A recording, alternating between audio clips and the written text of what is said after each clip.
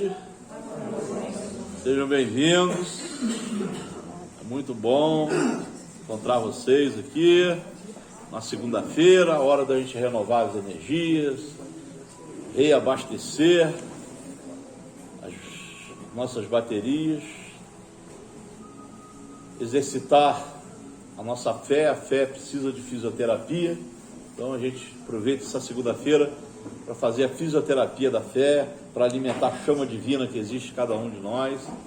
Então vamos aproveitar essa noite para se aproximar da espiritualidade, para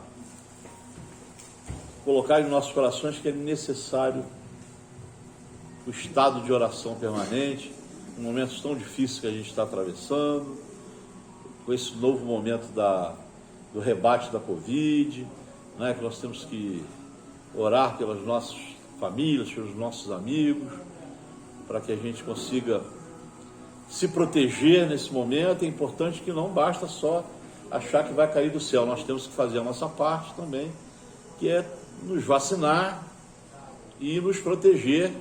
E quando a gente usa a máscara, a gente está protegendo o próximo, e isso é muito importante, porque Jesus pedia para que a gente amasse ao próximo como a nós mesmos.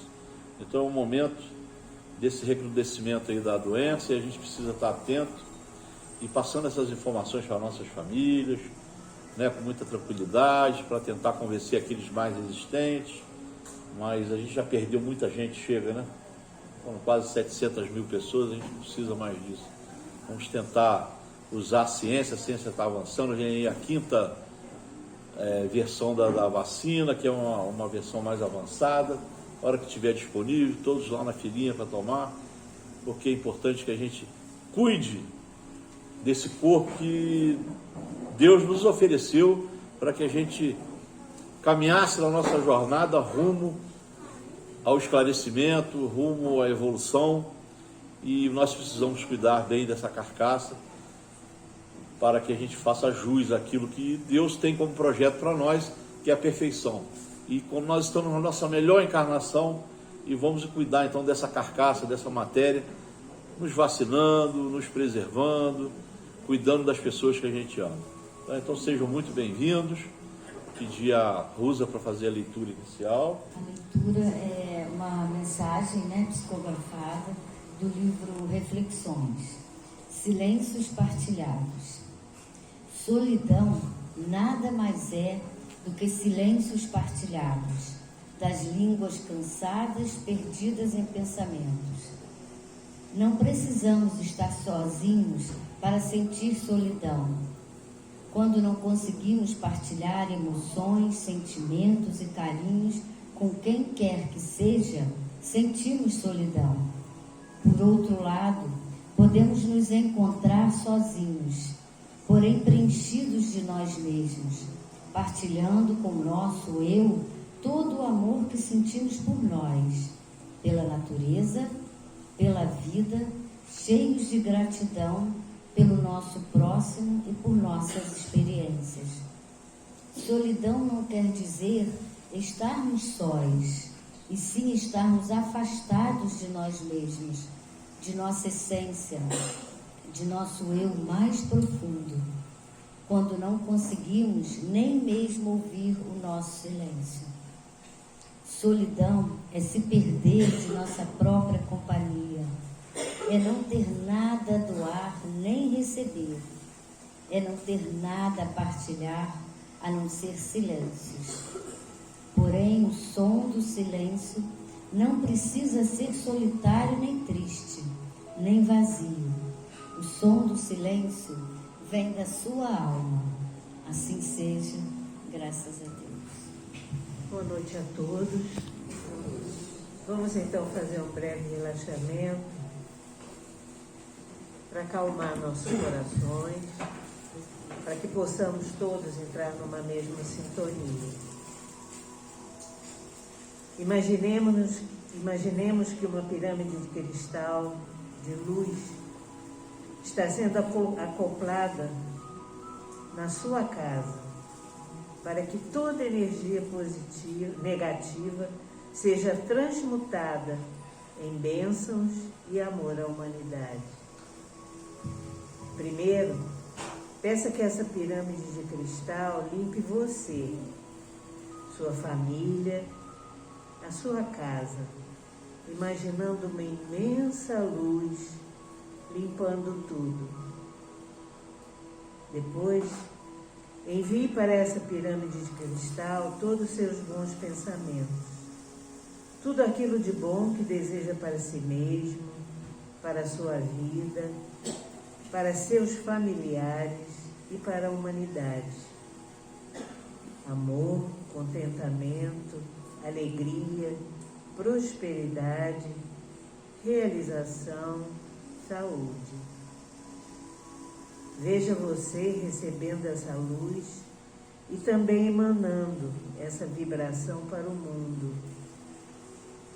Visualize essa vibração, essa energia se expandindo pelo astral do planeta por intermédio dessa pirâmide de cristal. Vibre pela cura do planeta, pela cura de sua própria alma.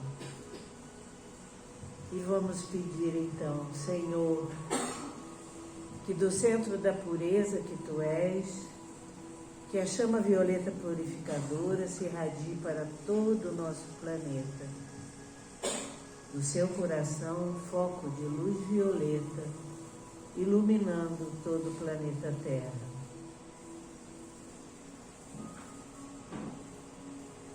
Senhor, do centro do amor que Tu és, que a luz rosa do amor envolva cada ser que habita o planeta Terra e que esses seres possam distribuir à sua volta o amor universal que existe na essência de cada um.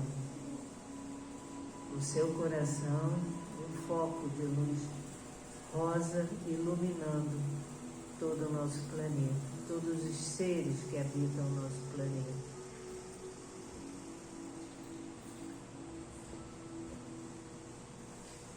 Senhor, do centro da paz que Tu és, que a luz branca da paz envolva completamente o planeta Terra. Do seu coração, um foco de luz branca, escrito paz em dourado, iluminando todo o nosso planeta.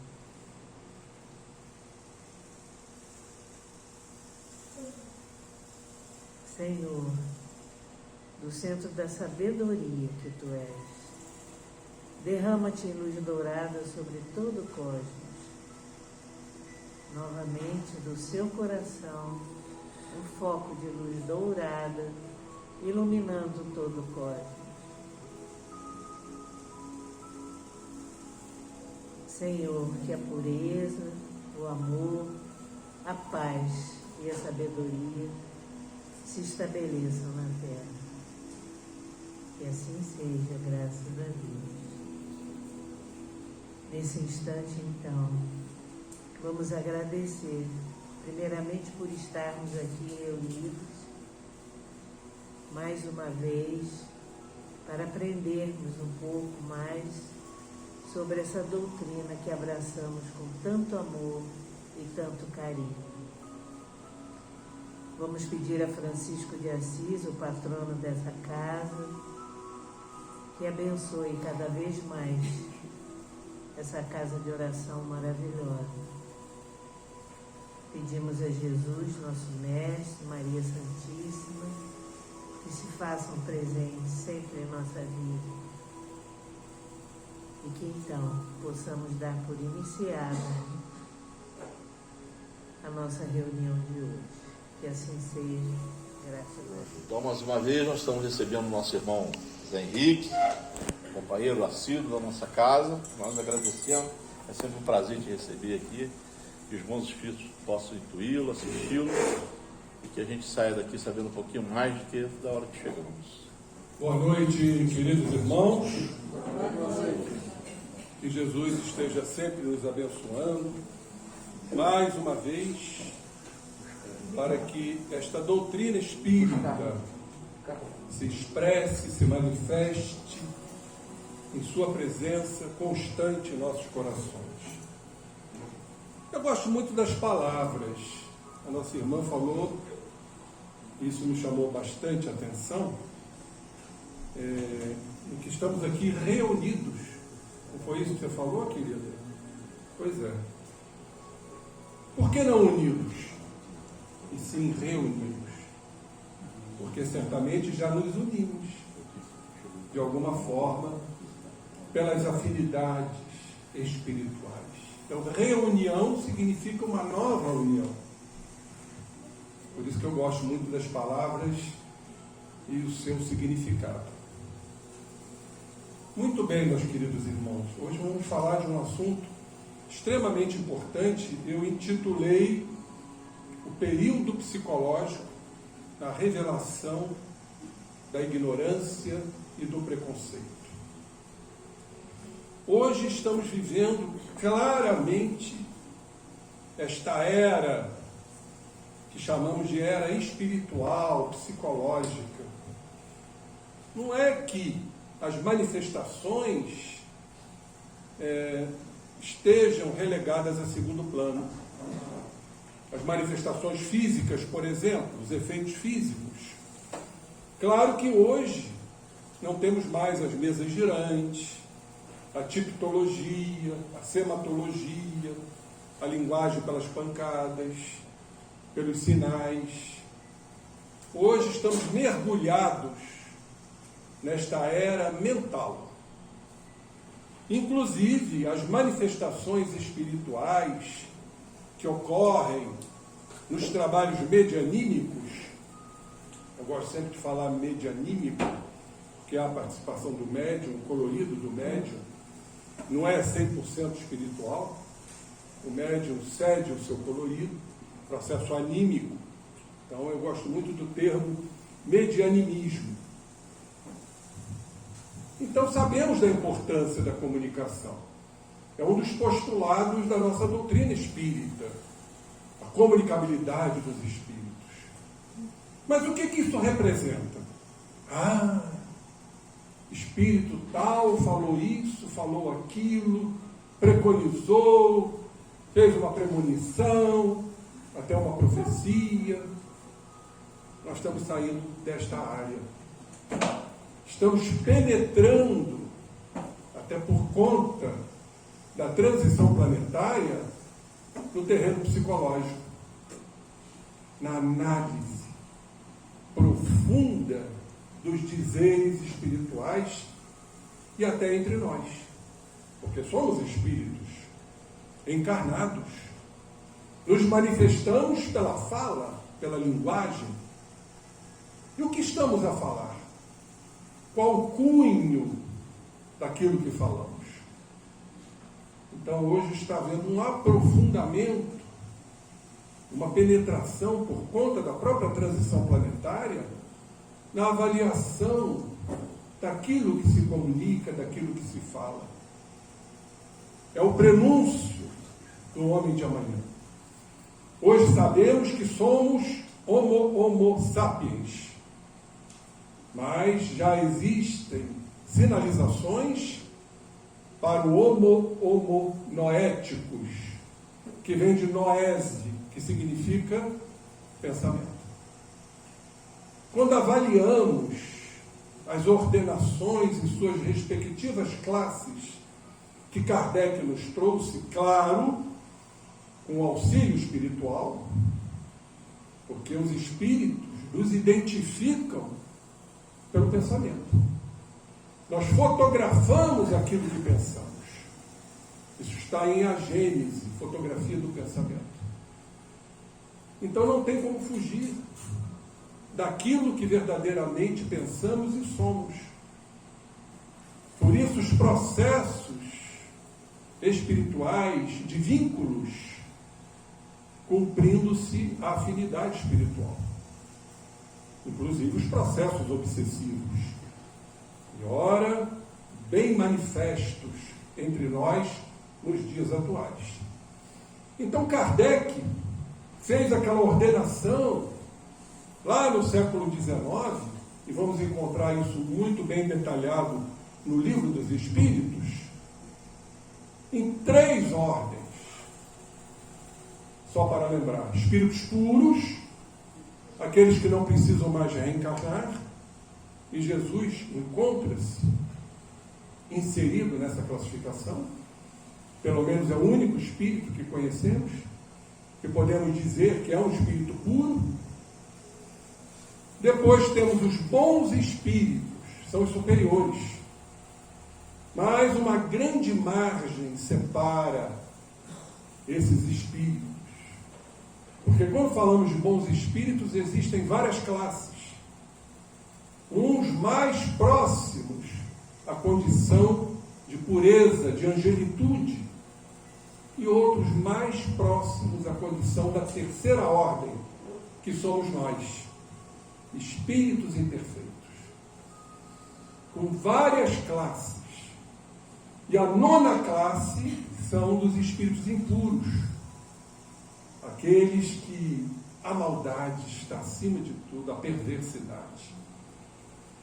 E o nosso orbe não foge a essa condição, porque vamos encontrar espíritos impuros, espíritos mais evoluídos, espíritos mais medianos, espíritos que estão na zona fronteiriça, na linha demarcatória, já se aproximando da condição de bons espíritos,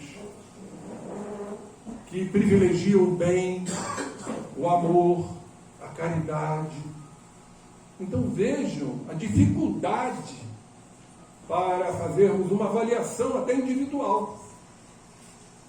E esta avaliação cumpre exatamente esse aspecto psicológico.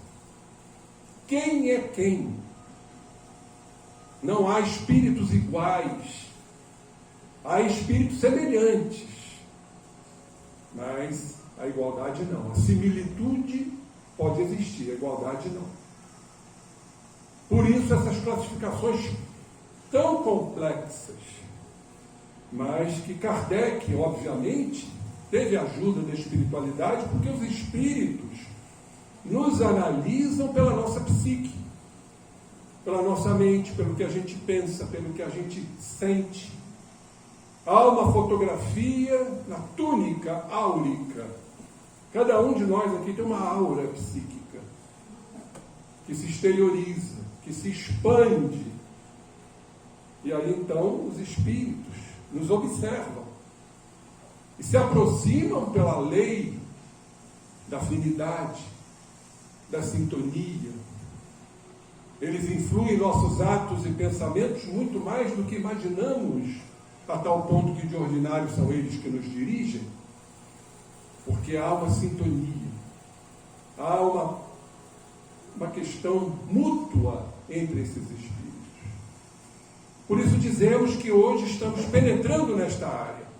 Mas quando digo que há uma revelação da ignorância, que ora está se pronunciando, assim como dos preconceitos, que estão bastante evidentes nas criaturas, estamos vivenciando isto, os extremismos, os radicalismos, tudo fruto de preconceitos criados pela própria criatura, muitas vezes sim influenciados por outrem, mas caracterizam a nossa forma de ser. Em verdade, tudo oriundo do grande vício, o mais radical, como os espíritos colocaram para Allan Kardec, o egoísmo. Os preconceitos estão atrelados ao egoísmo, ao interesse pessoal, seja ele qual for. Por isso a humanidade hoje encontra-se nessa disparidade. E, obviamente, tanto a ignorância, que significa desconhecimento, no sentido verdadeiro da palavra, etimológico, ignorar as leis, ignorar o significado da vida. Por isso, muitas criaturas estão mergulhadas, lamentavelmente, no que chamamos de vazio existencial. não há uma meta, não há uma diretriz, não há um objetivo. O que estou fazendo aqui? Para o espírita, é mais fácil. Questão 132 de O Livro dos Espíritos. Qual o objetivo da encarnação? Por que estamos encarnados? Para atingirmos a perfeição. E não há como, companheiros, entender a perfeição se não entendermos a reencarnação. Esses disparates que nós vemos, essas profundas desigualdades, dores, sofrimentos, doenças, enfermidades distribuídas. Será que este Deus que imaginamos é inclemente? Você vai encarnar com câncer, os cânceres infantis. Você vai encarnar uma formação teratológica. A teratologia é a ciência médica que estuda os monstros. A hidrocefalia, por exemplo, a cabeça enorme. Então, que Deus é este? Então, se não entendermos a lei de causa e efeito, uma das leis divinas, não entendemos a oportunidade que Deus nos concede de permitir que a gente nasça de alguma forma para resgatarmos nossas dívidas morais, é incompreensível. É algo que nunca me preencheu diante de minhas dúvidas. Por quê? Um natimorto. Por que ele é natimorto? Se Deus cria o espírito para morrer dentro do útero de sua mãe, com que finalidade? Então essa resposta nunca me preencheu, nunca me satisfez, até eu conhecer a doutrina espírita.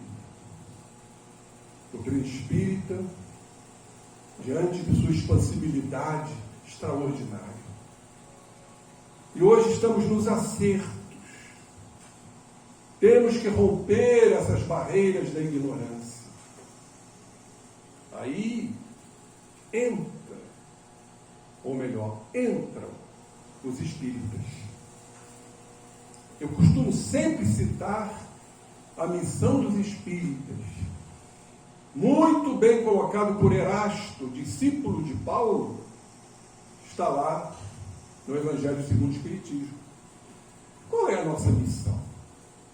Aqueles verdadeiramente adeptos da doutrina espírita não são os simpatizantes, são os que trabalham, são os que fazem o relaxamento, como a nossa irmã, são aqueles que contribuem, são aqueles que praticam a caridade. E a caridade não é só material, a caridade é psicológica, de confortar, de consolar. Por isso a doutrina espírita é um consolador prometido por Jesus.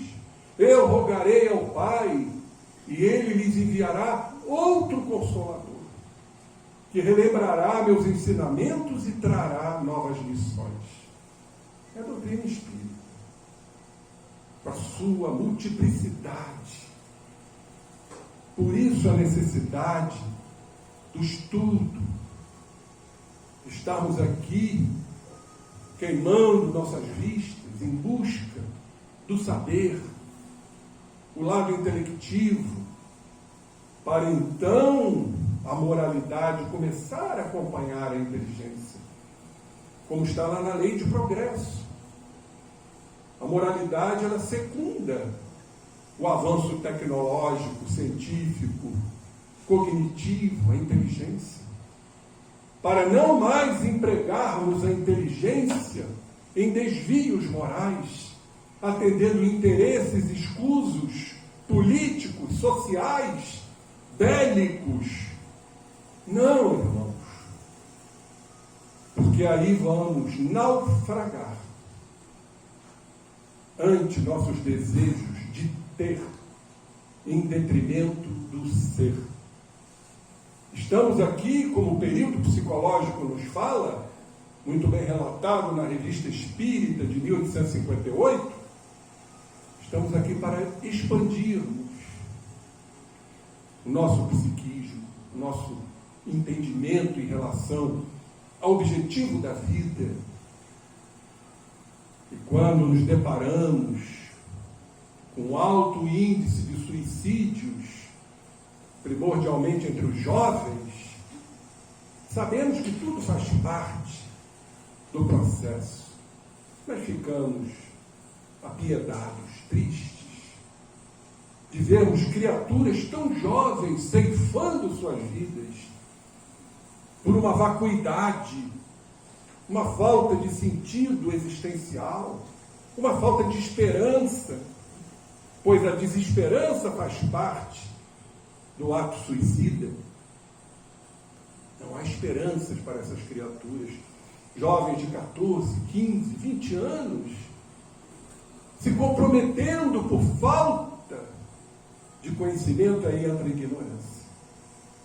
E também o preconceito, porque eles criam preconceitos inamovíveis. E isto formata dois fatores que a espiritualidade nos indica como verdadeiros óbices ou obstáculos para o planeta de regeneração. Quais seriam esses dois fatores? O primeiro deles, o ceticismo, a incredulidade, a falta de fé.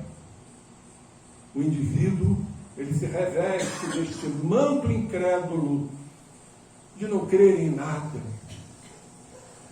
E o segundo fator, que estamos vendo aí claramente, a prosperar na humanidade, a proliferar, melhor dizendo, o fanatismo.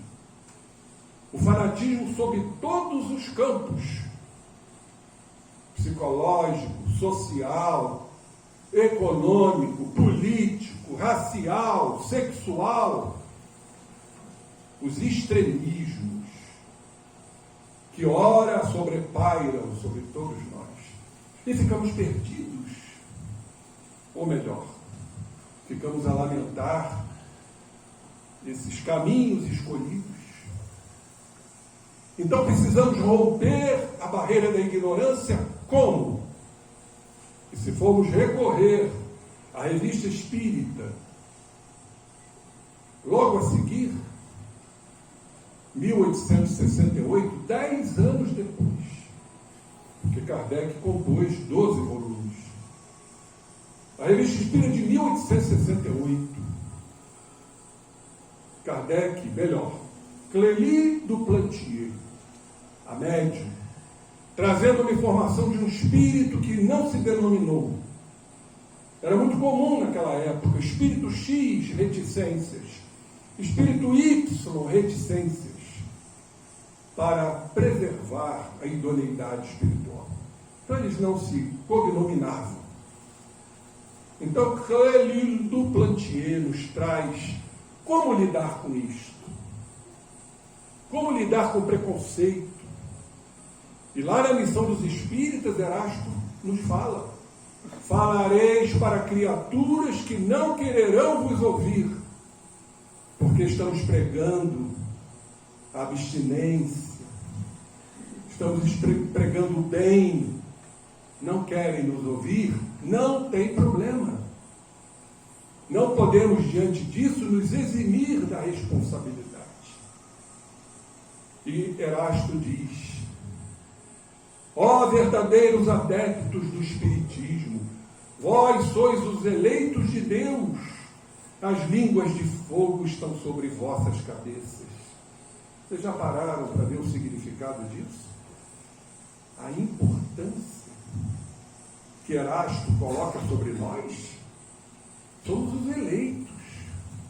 As línguas de fogo são os espíritos superiores. Rememorando Pentecostes, nós somos os eleitos. Ide e pregai. Mas como eu vou pregar para uma criatura que não vai querer me ouvir? Tudo nós temos que respeitar o limite alheio, sabermos pregar. sem impor. Porque aí, companheiros, corremos um sério risco de cairmos no fanatismo. Você tem que aceitar aquilo que eu estou impondo, imposição. Mas também não podemos nos calar. A omissão. Cabe-nos mostrar. Mas só a palavra não basta.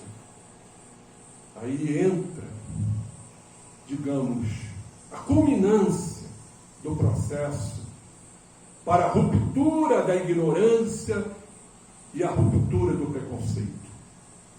Sabem qual é? O Espírito nos aponta o exemplo. As palavras convencem, os exemplos arrastam. Porque estamos sendo observados, sim. Não é pelos desencarnados somente, não. Pelos encarnados. Prontos para a crítica preconceituosa. Prontos para o julgamento. Prontos para a projeção das imagens que ele nega. Que a criatura precisa transportar para o outro, porque precisa encontrar o culpado. Porque é muito bom ser vítima, eu sou pobrezinho, eu sou coitadinho. Então é um estado muito comum de vitimização. Afinal, a culpa não é minha, a culpa é do outro.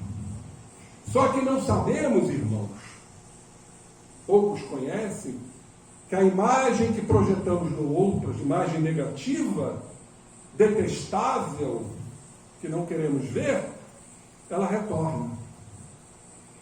Porque a crítica faz com que a criatura que está na sintonia reverta o processo. Chamamos isso de contraprojeção. Vai e volta. Vai e volta. Chamamos isso de efeito bumerangue. Vocês conhecem o bumerangue? Que joga, ele volta. Efeito bumerangue. Projeção contra projeção. E à medida que projetamos, aparentemente é como se eu estivesse me desanuviando do processo. Só que ele retorna na projeção do outro. A psicologia chama isso de introjeção. Projeta, introjeta. Projeta, introjeta. E criamos então os vínculos dolorosos, obsessivos.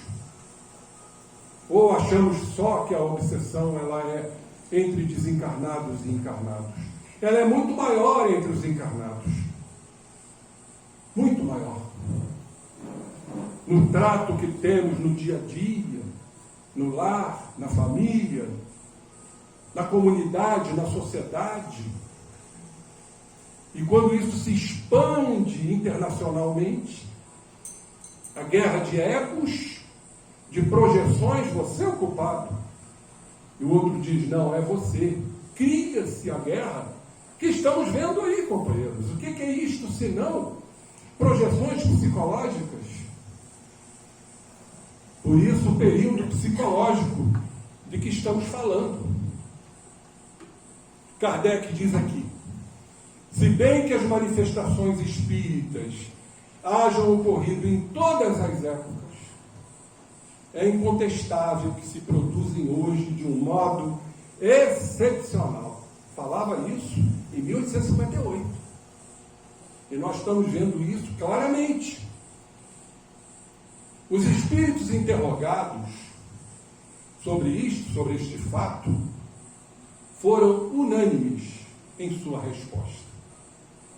Os tempos, disseram eles, marcados pela providência, para uma manifestação universal, são chegados. Vou repetir, dada a importância textual dos Espíritos, os tempos, marcados pela providência divina, para uma manifestação universal, são chegados. Por isso estamos aí, os tempos são chegados.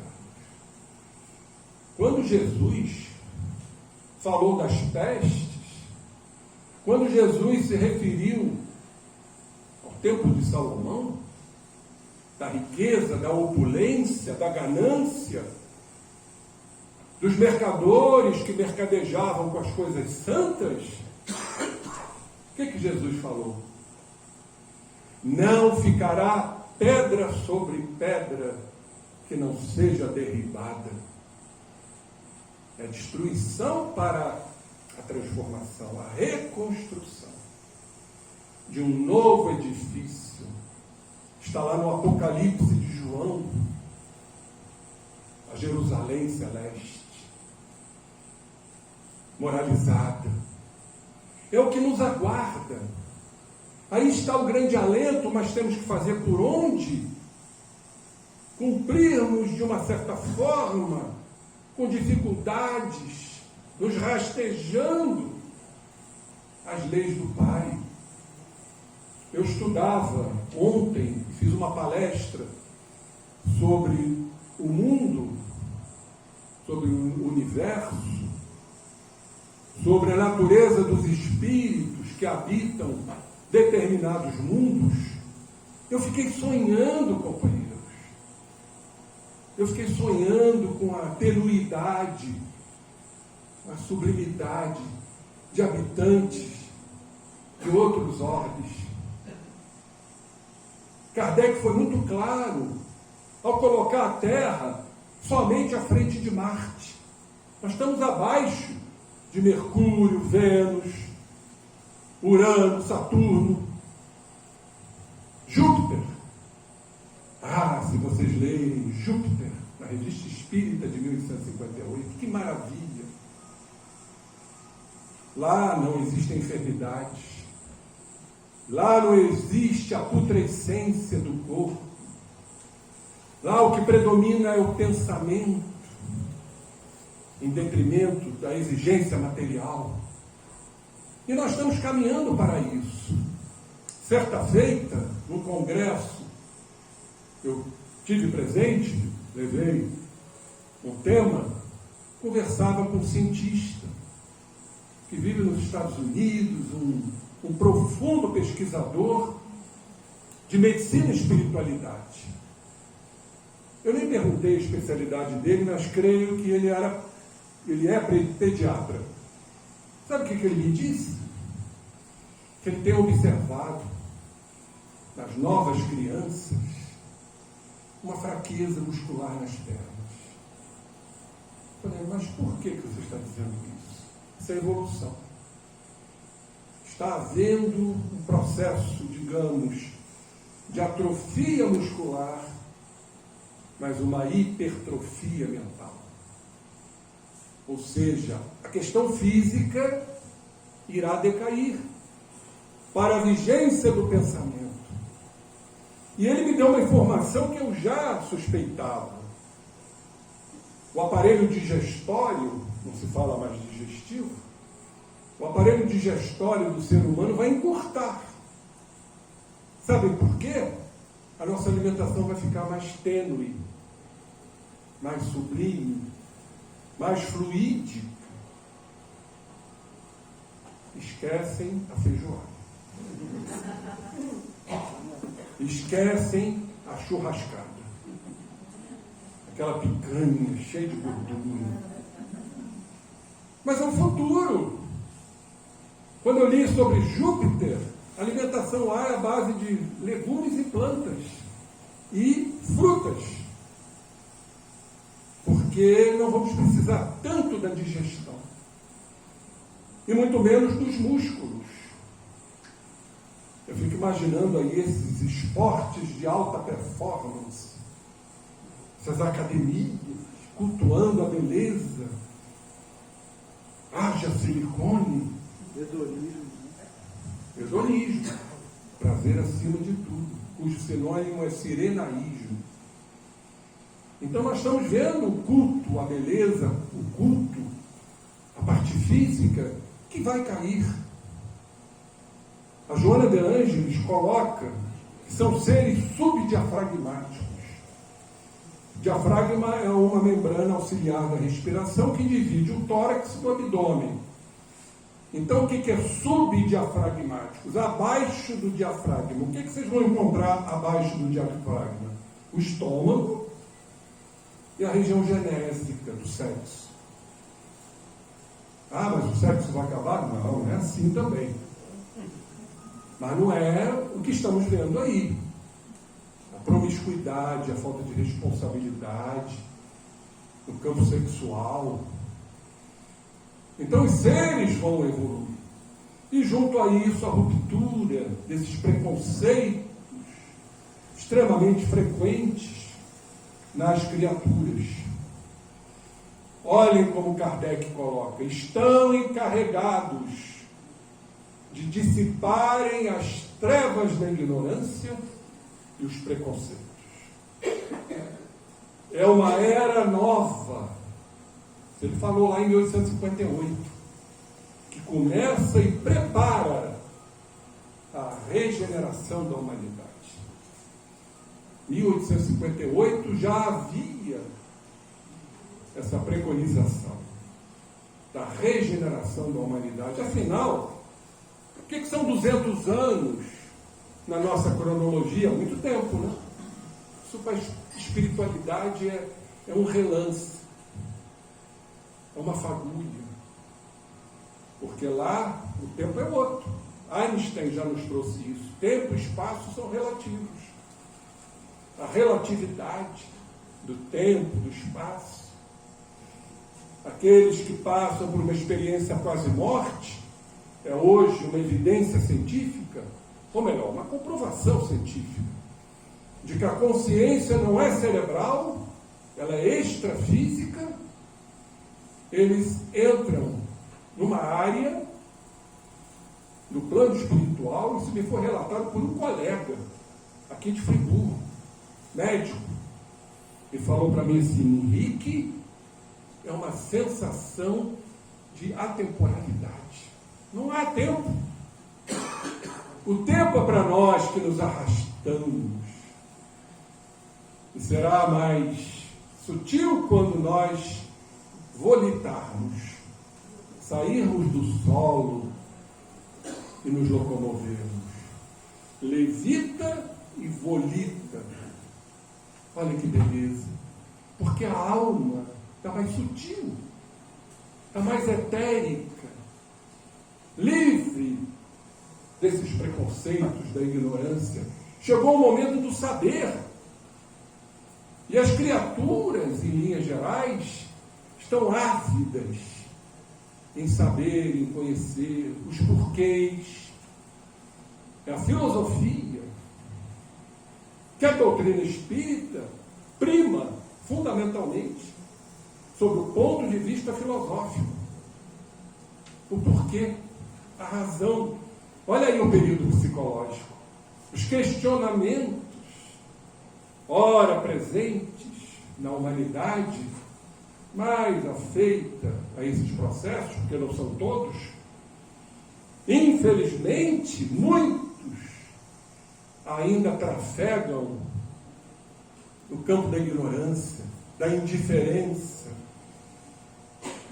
e vão, obviamente, se deparar com um mecanismo transformador mais veemente, mais compacto: a dor.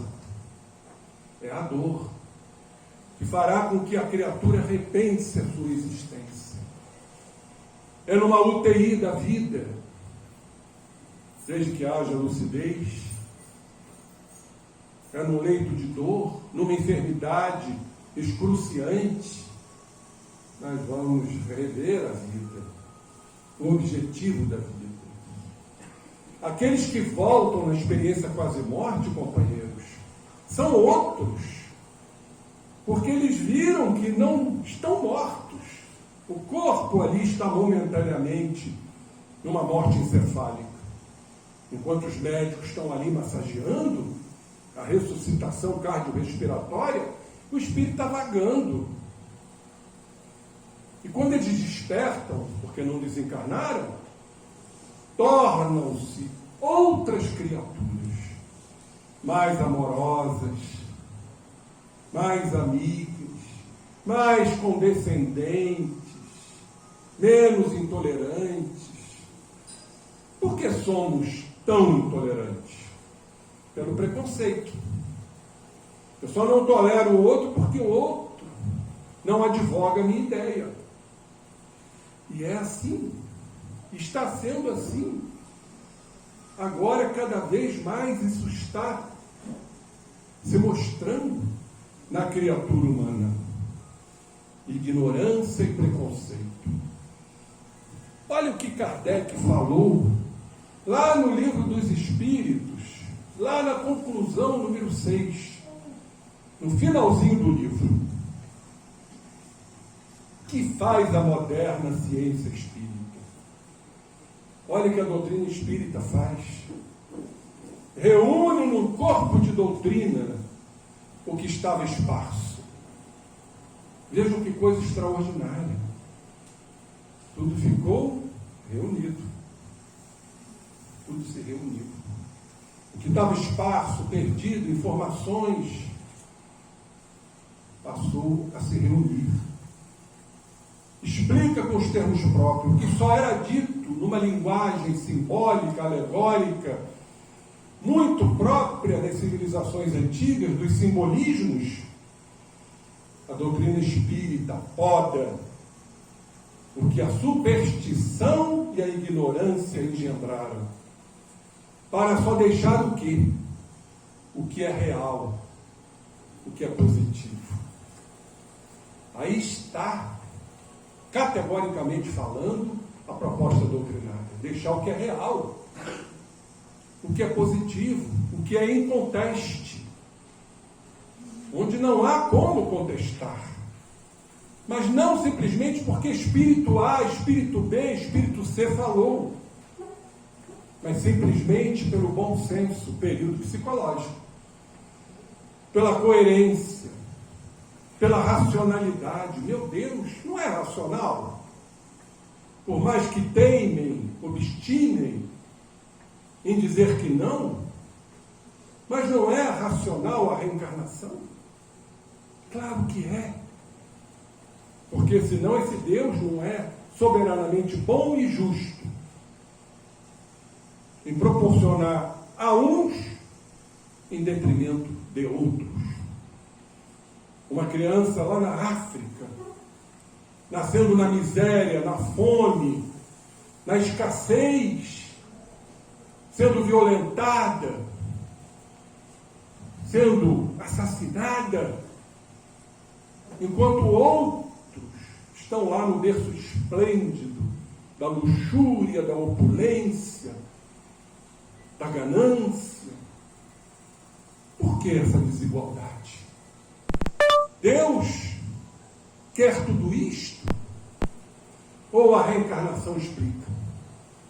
Este mesmo ser que fez mau uso do seu livre-arbítrio, prejudicando outros, e agora renasce nessas condições lamentáveis para o aprendizado do espírito, para a experiência espiritual que todos temos que passar de acordo com nossas escolhas. Temos que entender isto. Somos fruto de nossas escolhas. O que estamos escolhendo? Vamos seguir Mamon ou o Senhor? Para seguir o Senhor, temos que seguir Jesus. E para seguir Jesus, temos que nos negar. Negue-se a si próprio, tome sua cruz e siga-me. O que Jesus quis dizer com isso? Negar seus valores, suas crenças, que nós preconceituosamente implementamos, como se nossas leis sejam prioritárias, sejam prevalecentes. São as leis do ego, são as leis do egoísmo, do orgulho, da arrogância. E aí? A criatura vai ficar a braços com os sofrimentos oriundos da falta de plenitude, da falta de preenchimento. O que faz uma criatura ser feliz é o preenchimento espiritual. E não, como disse o companheiro, os prazeres externos hedonistas, que se esfumam diante de uma lei que Buda estudou muito, a origem dos sofrimentos, que a Joana, com muita propriedade, a nossa querida Joana de Ângeles, a psicóloga transpessoal, nos fala no seu livro Plenitude.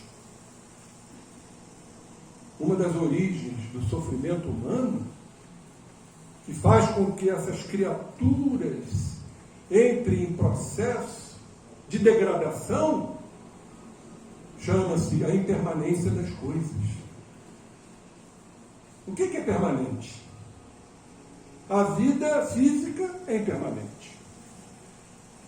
A idade é impermanente. Ora eu estou no vício, ora eu estou na decrepitude. O dinheiro é impermanente. Já diz o velho chavão, adágio, caixão não tem gavetas. Ninguém vai levar nada. E por aí vai. Tudo é impermanente. Ora você está bem, ora você está enfermo. Você perdeu a saúde momentaneamente e às vezes vai desencarnar. A morte, essa é a grande impermanência. Por que a morte? Será que esse Deus é sádico de criar a morte para a gente sofrer as perdas dos entes queridos, a perda de um filho? Por que Deus criou a morte? Pois Ele cria tudo. Qual o significado? E quando a gente estuda a doutrina espírita, a gente vê a importância da morte, primeiro, para nos mostrar que não somos daqui. Nós estamos aqui, mas não somos daqui. Isso aqui é apenas um internato espiritual. E o mais importante, trabalharmos os nossos desapegos. Porque quando chega a hora, não tem rico, não tem pobre, não tem governador, presidente, ditador, não tem ninguém. Vai tudo desencarnar. E até às vezes com muito mais dor. Por aquilo que ele exerceu quando em vida. Então a morte é para nos desapegarmos. Desapegarmos de quê? De tudo.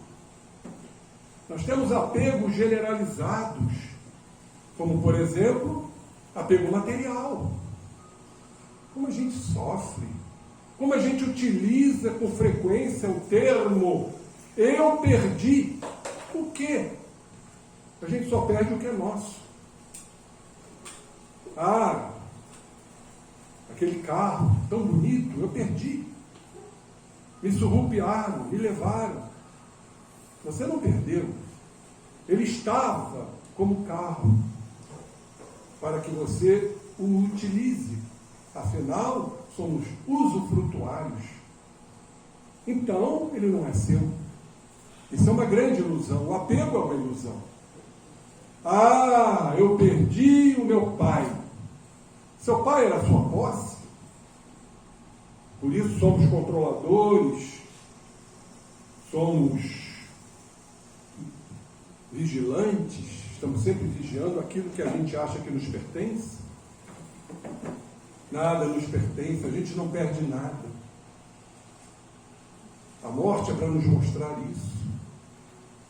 E o grande apego são as nossas crenças, são os nossos preconceitos, são as nossas superstições, a nossa ignorância, que tudo vai se esvair diante da impermanência das coisas.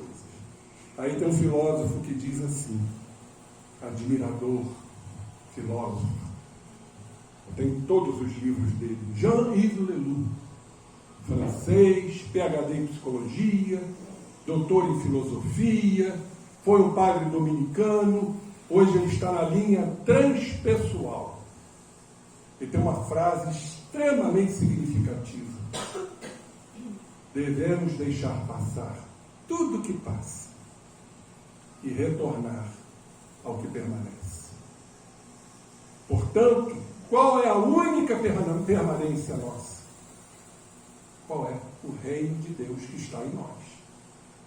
Para lá, todos nós, infalivelmente, vamos ter que caminhar, querendo ou não. Deus nos criou para que retornemos a Ele. A escada de Jacó. A parábola do filho pródigo, para mim, número 1, que mostra a essência humana. Saiu com dinheiro para gastar, perdulário, prodigalizando, gastou tudo, chegou na condição de indigência, de miserabilidade, caiu em si. Será que precisamos chegar a essa condição para cairmos em nós? Reconhecer nossas faltas, nossos erros, nossas deficiências? Por que não fazer isso já? Doutrina Espírita nos preconiza. Questão 919 de O Livro dos Espíritos. Vejam como Kardec perguntou, e eu sempre pontuo isto: qual o método mais eficaz para nos melhorarmos e vencermos as tentações? Um sábio da antiguidade, Volo, disse: conhece-te a ti mesmo. É o método mais eficaz. Vejo como o inteligentíssimo Kardec utiliza-se de um advérbio de intensidade. Mais. Ora, qual é o copo mais bonito? É este. É porque não existe outro. Esse é o mais bonito. Qual é a criatura mais bondosa? É fulano. Mais bondosa. Os outros podem ser bons, mas igual àquele não existe. Então, o percussiente Kardec colocou um advérbio de intensidade. Qual o método para sermos felizes, irmãos? Não precisa mais nada. Nos conhecermos. Mas como é difícil isso. Como a gente está sempre colocando personas adaptativas para oferirmos lucros na sociedade que nos circunda, na família a qual pertencemos. Aí eu quero ser amado.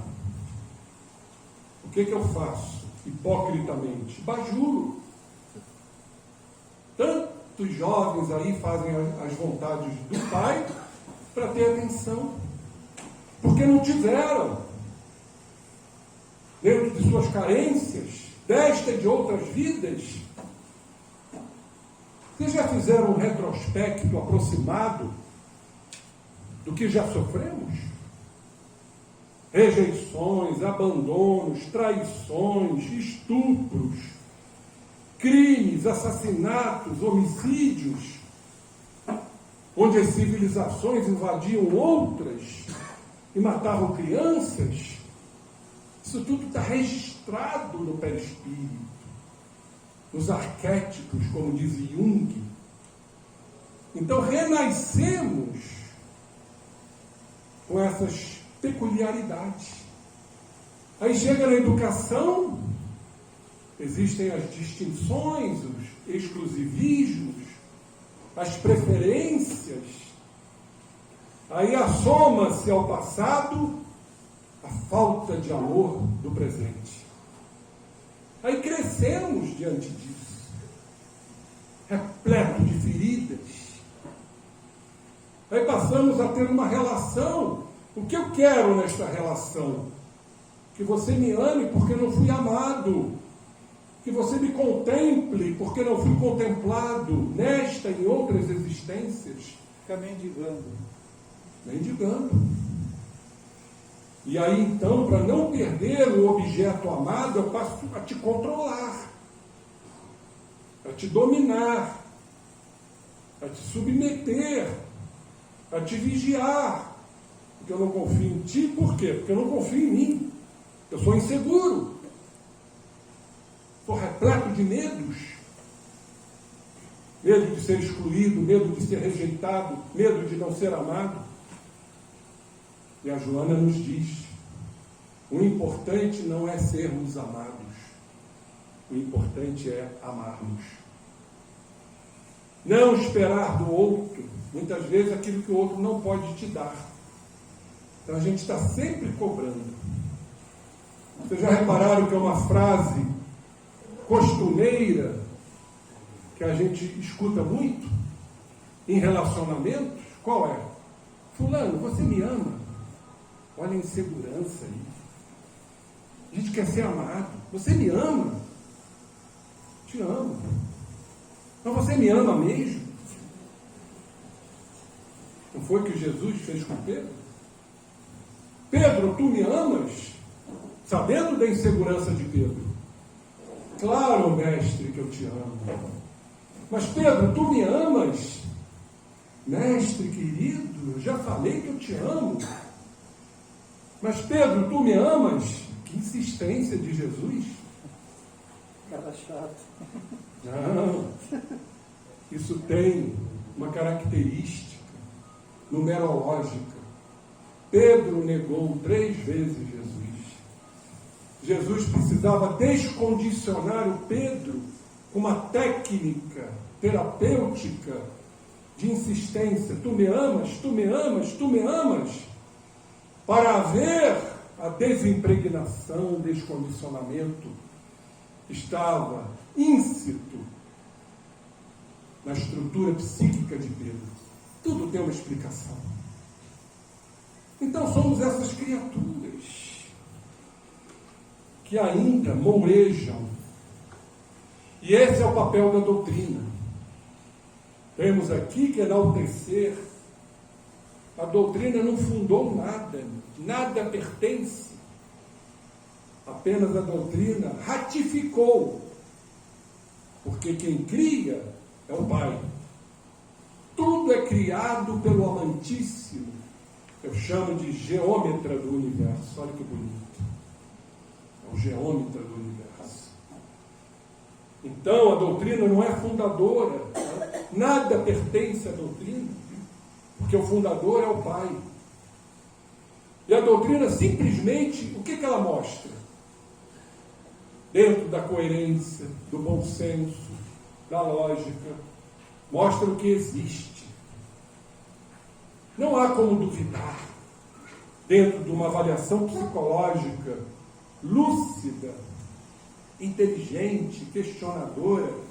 Deus nos deu esse poder para questionarmos. Antigamente a gente ouvia muito isso. Ah, Deus quis assim. Meu Deus! Por que Deus quis assim? Ah, Deus quis levar. Qual a razão disso? Nós temos inteligência para questionar. Então a doutrina mostra o que existe, coordena. A função doutrinária é uma função de coordenação das ideias, porém não cria. Por isso, diz Allan Kardec, que as suas bases, seus alicerces, são de todos os tempos e de todos os lugares.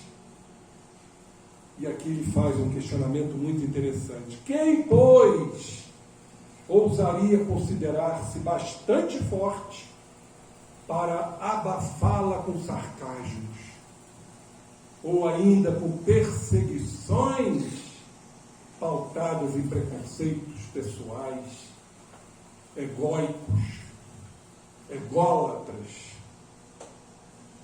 Quem? Se a proscreverem, se a banirem de um lado, vai renascer noutra parte. No próprio terreno de onde a tenham banido. Porque ela faz parte da natureza. E se faz parte da natureza, faz parte de Deus.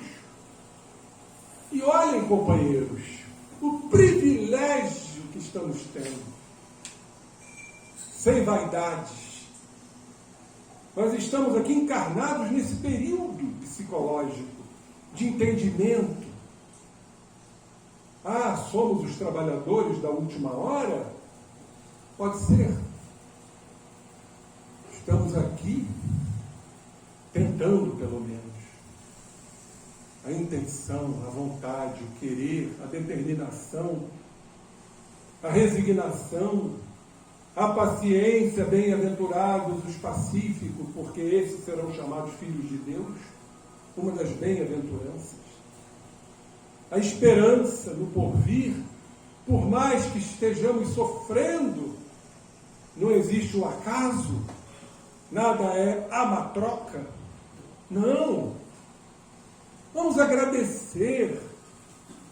Será que nós temos isso em mente? Em tudo dai graças, como disse Paulo, o apóstolo. Mas eu vou dar graça na morte, no sofrimento, na doença, num câncer terminal? Sim. Porque tudo isso é para esmerar a alma, é fazê-la crescer com os valores, com as virtudes que ainda estão distantes. Sabe quem nos separa das virtudes? Que são do reino de Deus? Lembra o que Jesus falou? O reino de Deus não encontra-se aqui nem acolá, o reino de Deus encontra-se em vós. Vós sois deuses, sede perfeitos, como perfeito é o vosso Pai Celestial.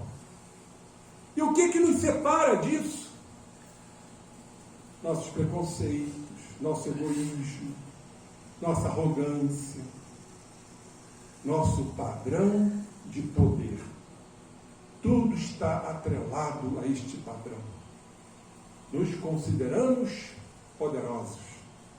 Nada pode abalroar o nosso poder. E aí, para exercer esse poder, o que fazemos? Porque existe a impermanência, existe a insegurança, existe o medo de perder esse poder. Não há conexão com a internet agora porque você está no modo avião. Isso é poder.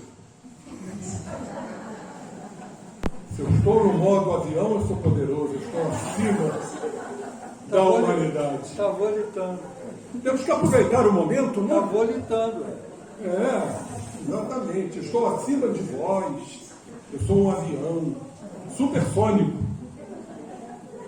Então, companheiros, chegou o momento para finalizarmos, entendermos esse período psicológico que vem revelando cada vez mais, exalçando a ignorância, o fanatismo, o preconceito.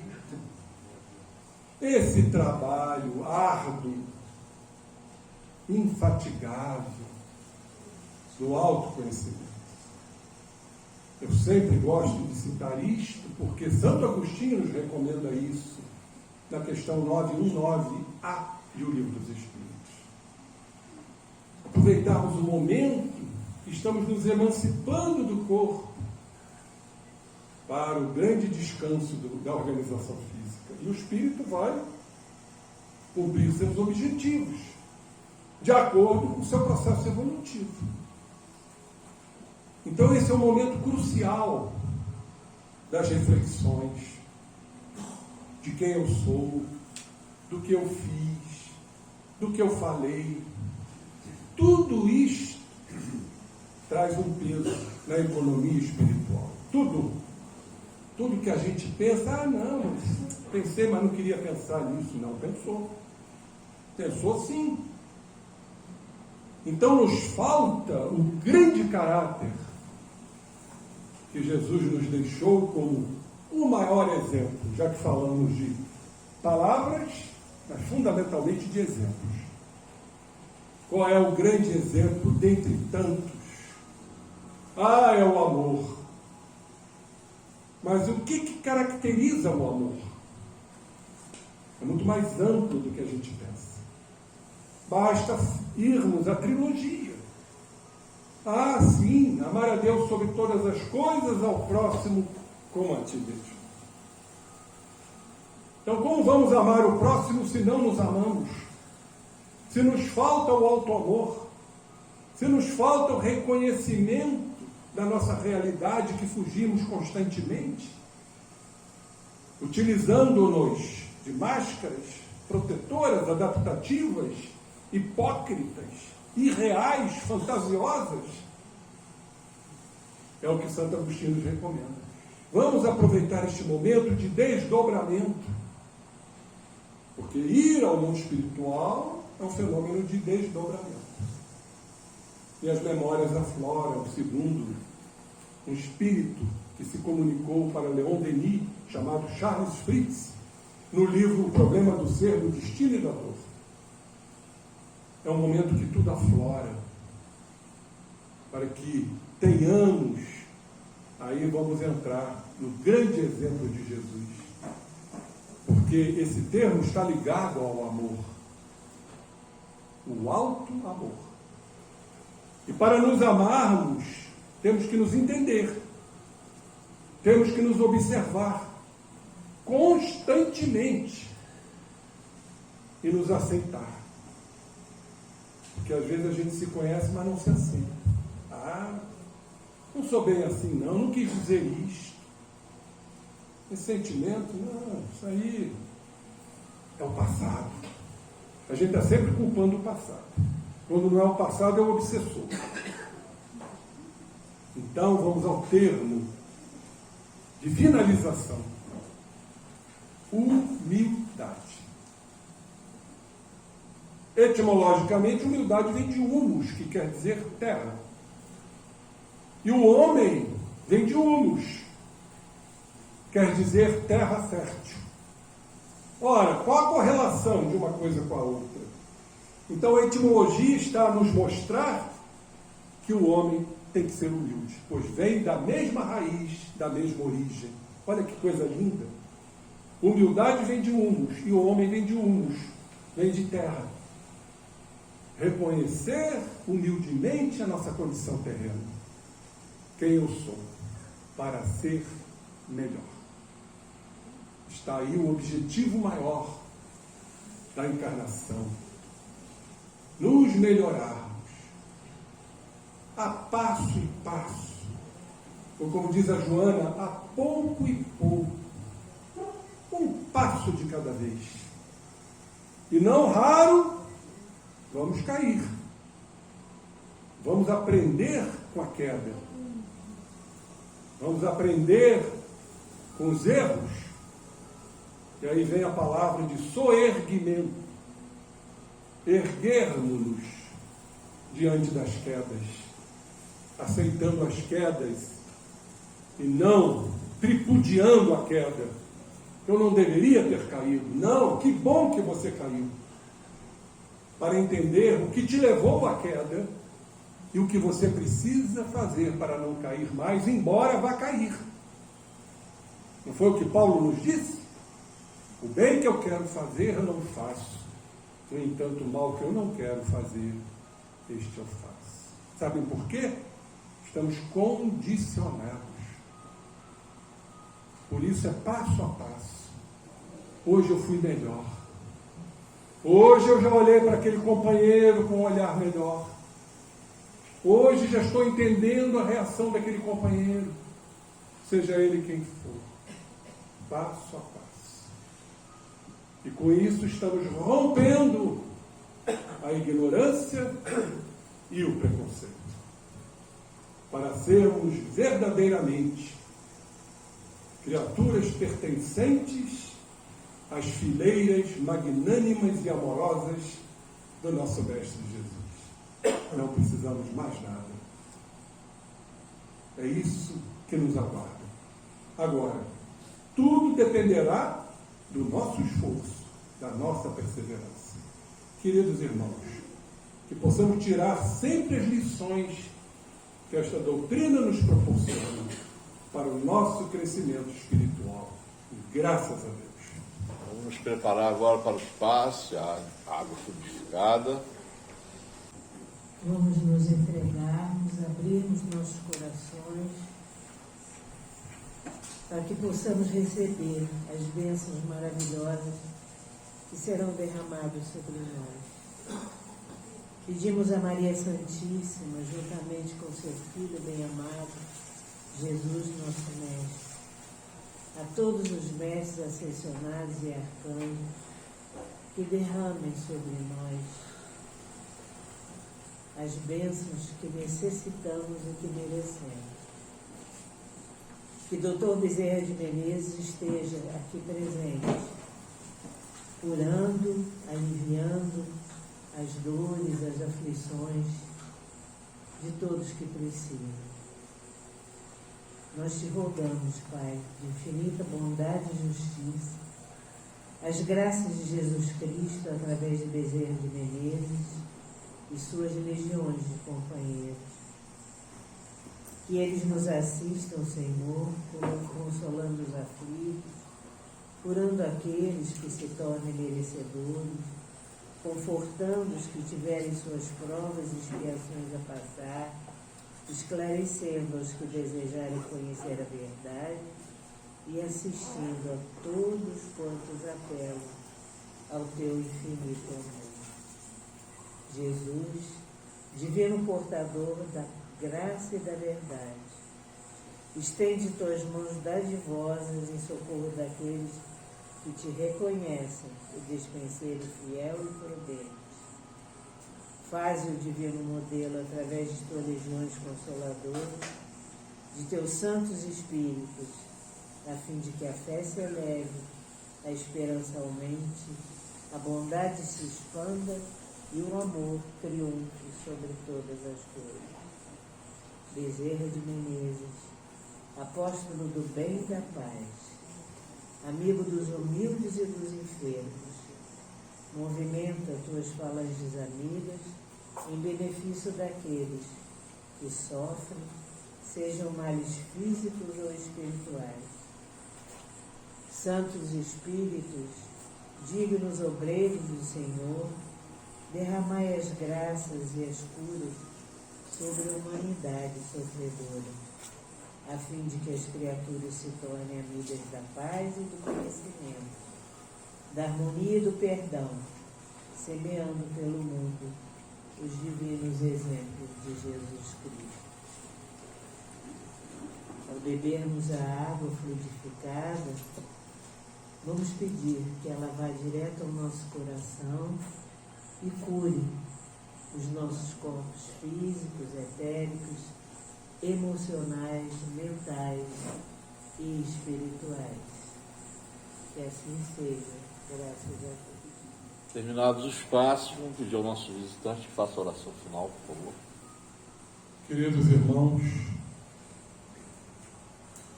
Jesus nos disse: enquanto eu estou no mundo, eu sou a luz do mundo. Procuremos mergulhar nesta luz, desabilitando nossos pensamentos inoportunos, intrusos,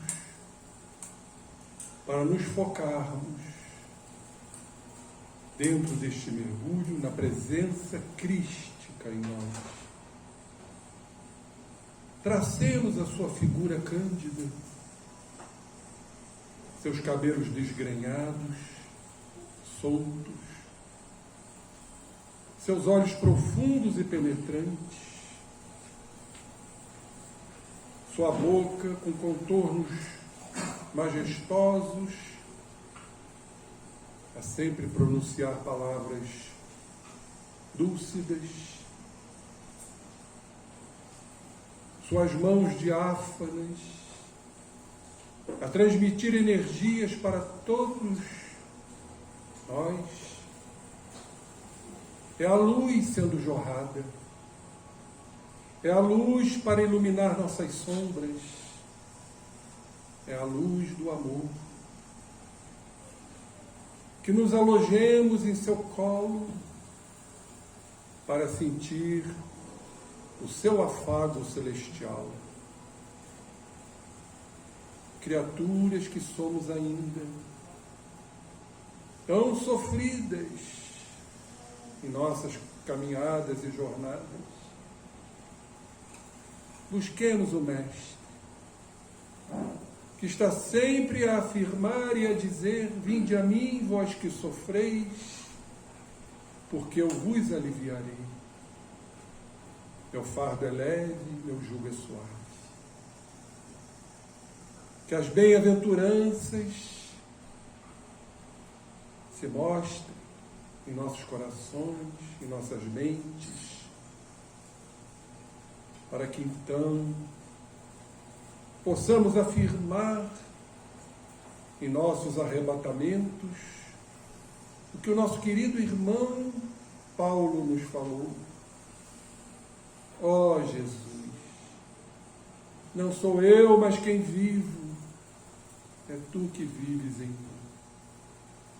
Que alegria, que felicidade sentirmos a tua presença em nós, fazendo palpitar nossos corações, aprimorando, aguçando nossas mentes para buscarmos as leis que trouxeste no teu evangelho de amor e de luz. Portanto, mestre querido, sentimos-nos, sobretudo, gratos por estarmos aqui, buscando lucidamente este caminho único, sem atalhos, para chegarmos a Ti, na felicidade suprema que nos aguarda. Ó Mestre amado, encerramos o estudo de hoje agradecendo a oportunidade que nos foi concedida e humildemente pedimos então a permissão, prosternados aos Teus pés, a Tua permissão para o encerramento desta noite brilhante, resplandecente, porque falamos de Ti. E falar de Ti é Te sentir. Ó Mestre querido, esteja sempre conosco em nossas jornadas, em nossa ascensão espiritual. Graças Te damos, hoje e sempre. Graças a Deus. Boa noite a todos, muito obrigado pela presença. Sigo em paz, vou tranquilo pelo caminho, que Deus os acompanhe e que os bons espíritos nos acompanhem durante toda a semana, possamos estar sempre na paz do Cristo. Boa noite.